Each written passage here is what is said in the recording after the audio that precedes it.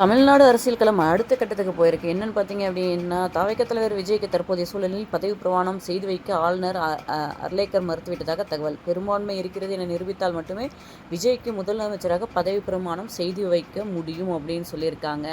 உங்ககிட்ட வந்து 111 இருக்குது அப்படின்னு சொல்கிறீங்க, அதை நிரூபிங்க. 113 இருக்குது.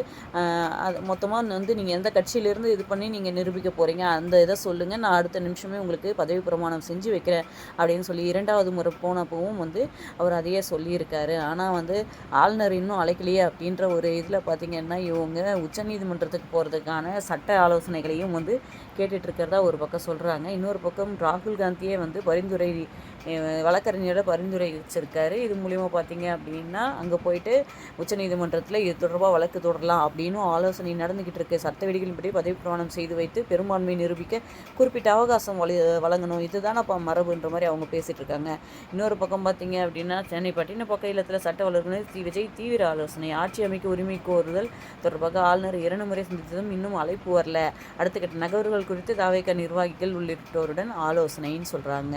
என்னதான் இருந்தாலும் வந்து சசிகலாவுக்கு 2017 நடந்தது தான் இப்போ வந்து விஜய்க்கு நடந்துக்கிட்டே இருக்குது. மேலே இருந்து ஒரு இது வரும்போது ஆளுநர் வந்து அவருடைய முழு பவரையும் யூஸ் பண்ணுவார்.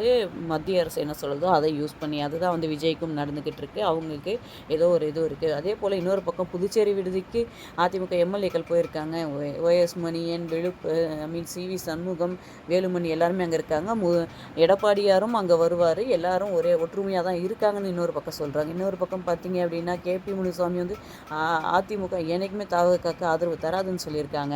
ஆனால் திமுக வந்து அதிமுகவுக்கு வெளியிலேருந்து ஆதரவு தரதா சொல்லியிருக்காங்க. இது வந்து அரசியல் களத்தை வந்து அடுத்த கட்டத்துக்கு கொண்டு போயிருக்கு. இது வந்து வரலாற்றில் பொறிக்கப்படுமான்னு நம்ம வெயிட் பண்ணி தான் பார்த்தாகணும். ஆனால் இப்போது ஆளுநர் விஜயை அழைக்கவில்லை.